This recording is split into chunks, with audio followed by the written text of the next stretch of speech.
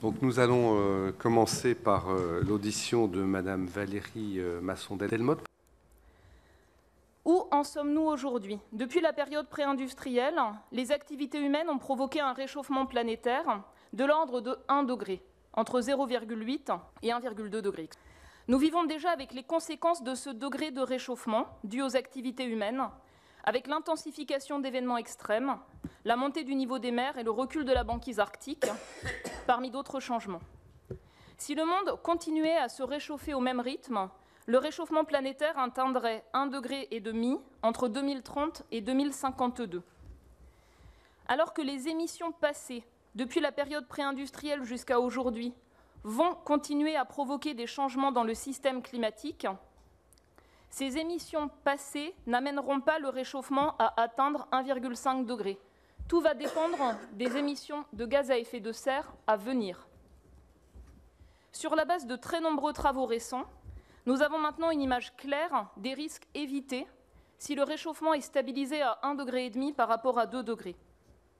Les modèles de climat projettent des différences robustes entre un monde 1,5 degré et 2 degrés plus chaud. Chaque demi-degré de réchauffement compte par rapport aux impacts. Quelles sont ces différences? Le niveau d'augmentation de la température moyenne dans les océans et au-dessus des continents. L'intensification des extrêmes de température dans toutes les régions habitées. Les événements de pluie torrentielle dans de nombreuses régions. Et les sécheresses dans certaines régions, en particulier toute la région méditerranéenne. D'ici à 2100, la montée du niveau des mers, qui va de toute manière se poursuivre, serait 10 cm moins importante si le réchauffement est stabilisé à 1,5 degré plutôt que 2 degrés. Cela se traduirait par 10 millions de personnes au moins dans le monde exposées aux conséquences de la montée du niveau des mers. On estime qu'environ 100 millions de personnes seront exposées à ces conséquences pour 1,5 degré de réchauffement planétaire. La perte de biodiversité et le risque d'extinction d'espèces sur les continents seraient 2 fois moindres à 1,5 degré par rapport à 2 degrés. Cela permettrait de réduire les pertes de rendement pour les céréales, comme le blé, le maïs ou le riz, et d'autres céréales, en particulier en Afrique subsaharienne, en Asie du Sud-Est, en Amérique centrale et en Amérique du Sud. La population mondiale exposée aux pénuries d'eau serait 2 fois moindre à 1,5 degré qu'à 2 degrés de réchauffement. Dans les océans, un réchauffement de 1,5 degré entraînera une dégradation de 70 à 90% des récifs de coraux tropicaux. À 2 degrés, c'est plus de 99% des récifs de coraux qui seront très fortement dégradés. Les conséquences du réchauffement dans les océans seraient beaucoup plus élevées à 2 degrés qu'à 1,5 degré, avec par exemple une chute plus importante du tonnage des pêcheries, en particulier dans les régions tropicales. Limiter le réchauffement à 1,5 degré par rapport à 2 degrés pourrait réduire de plusieurs centaines de millions les personnes exposées aux risques climatiques et susceptibles de basculer dans la pauvreté. Limiter le réchauffement à 1,5 degré, ça implique des changements à une échelle sans précédent historique. Il est important de souligner que les engagements nationaux, les contributions nationales des gouvernements, inscrites dans le cadre de l'accord de Paris depuis 3 ans, elles ne sont pas suffisantes pour contenir le réchauffement en dessous de 1,5 degré, même avec des actions extrêmement ambitieuses et difficiles après 2030. Alors, je rappelle, nous ajoutons des gaz à effet de serre dans l'atmosphère. La physique, elle est bien connue. Ils empêchent une partie du rayonnement de la Terre de partir vers l'espace. Ils sont responsables d'une accumulation d'énergie dans le système climatique. Donc un réchauffement des basses couches de l'air au-dessus des continents, un réchauffement des océans en surface et en profondeur. 90% de cette énergie supplémentaire, elle a été emmagasinée dans les océans. C'est ce qui fait qu'on ne peut pas revenir en arrière. On ne peut pas revenir en arrière. On a cet accumulateur qui est là et qui nous piège dans un climat plus chaud quoi qu'on fasse. C'est aussi responsable de la fonte des glaces, des neiges, des glaces, des sols gelés, de la banquise arctique. C'est une conversion, en fait, la fonte de glace, de cette énergie supplémentaire. Et la physique, c'est aussi le fait qu'une atmosphère plus chaude, c'est une atmosphère qui peut contenir plus d'humidité, ce qui fait que la même tempête aujourd'hui peut donner lieu à des pluies plus importantes qu'il y a 50 ans. Et le fait d'avoir accumulé de l'énergie, c'est ce qui fait aussi qu'on a un effet disproportionnel entre les événements extrêmes comme les vagues de chaleur et le niveau moyen de réchauffement. Par exemple, pour un réchauffement de 1,5 degré en moyenne planétaire, les vagues de chaleur, elles augmenteront de 3 degrés en moyenne, et encore plus dans les villes. Pour un réchauffement moyen de 2 degrés, les vagues de chaleur, elles augmenteront de 4 degrés, et encore plus dans les villes. Donc il y a des effets amplificateurs. Pour conclure, ce rapport qui atteint une dimension interdisciplinaire sans précédent dans la rédaction de chacun de ses chapitres, 3 messages clés. Chaque demi-degré compte vis-à-vis des risques climatiques. Chaque année compte vis-à-vis des conséquences pour maîtriser le réchauffement climatique. Et chaque choix compte, chaque décision compte. Ne pas agir aujourd'hui, c'est augmenter le fardeau pour les jeunes générations qui devront faire face aux conséquences du réchauffement et au déploiement d'options d'action plus difficiles et plus risquées. Limiter le réchauffement climatique à 1,5 degré n'est pas impossible, mais la volonté politique pour accélérer les transitions est essentielle. Je vous remercie de votre attention. Bien, merci beaucoup, Madame, pour cette communication. Je crois que c'était évidemment très intéressant. D'ailleurs, j'ai beaucoup de collègues qui vont vous interroger. Monsieur Bignon, peut-être tout de suite quelques mots ou quelques questions. Non, mais je peux vous laisser réchauffer, mais pas au-delà d'1,5 degré. Hein. D'abord, c'est très dit. Je voudrais remercier Madame Masson-Delmotte parce que c'est tellement dense, tellement complet, difficile à discuter, et c'est en même temps très clair. Donc, poser des questions sur quelque chose qui est très clair, qui est si dense, c'est compliqué. Moi, je voudrais remercier Madame Valérie Masson pour son exposé qu'on connaissait, qui date déjà depuis quelques années.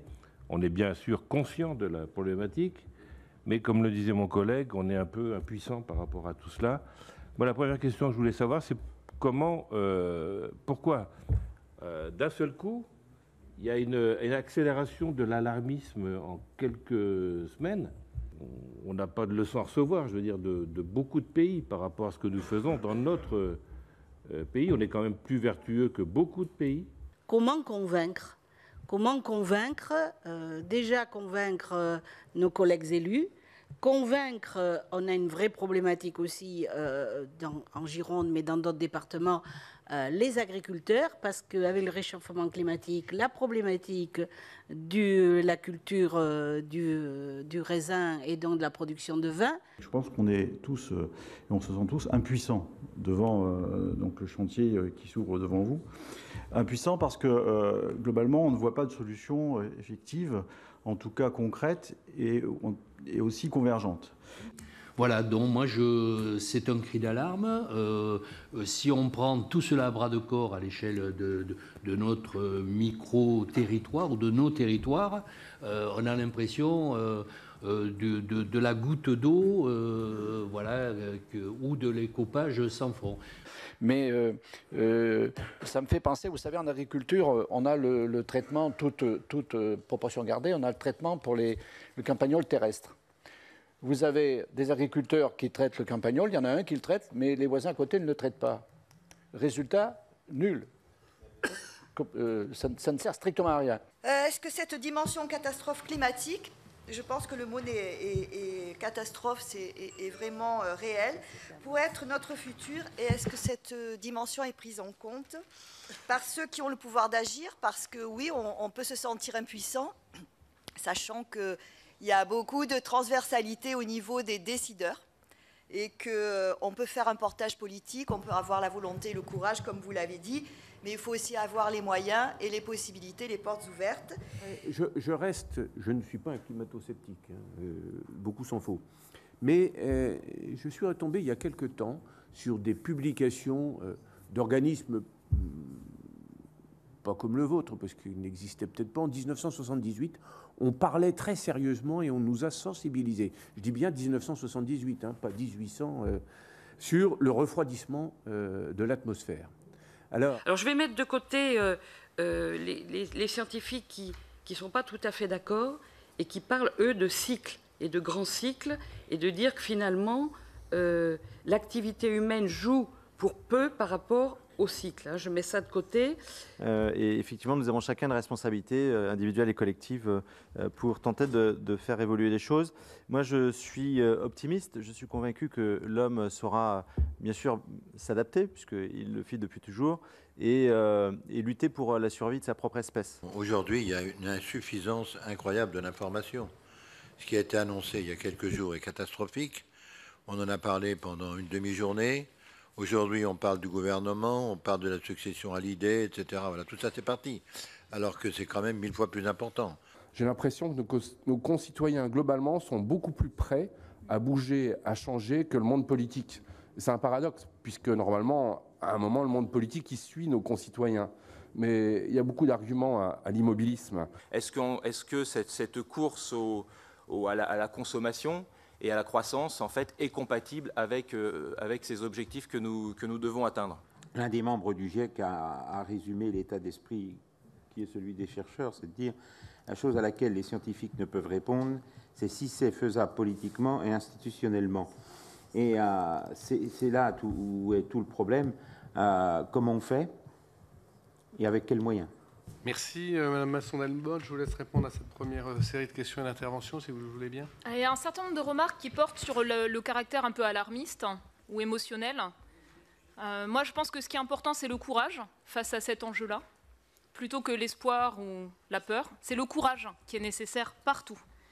Donc, la deuxième chose, moi, je suis extrêmement frappée de vous entendre parler d'impuissance. J'ai 47 ans. Le GIEC existe depuis 30 ans.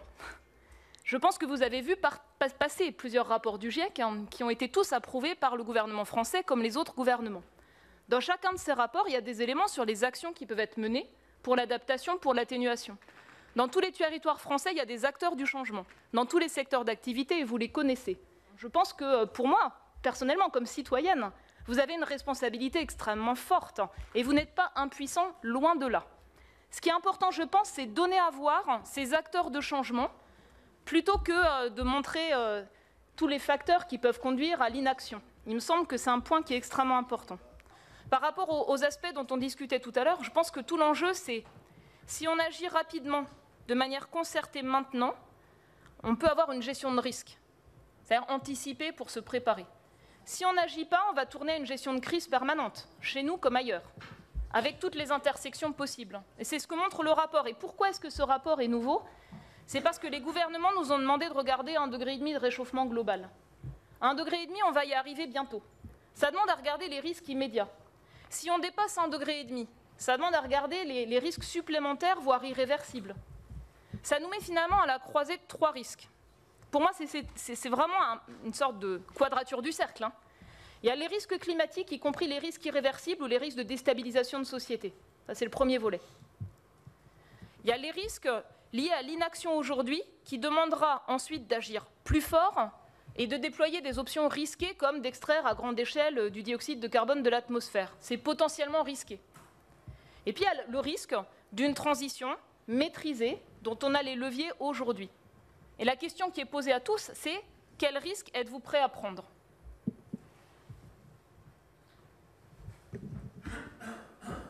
Pas d'autres réponses à ce stade ? Bien. Alors...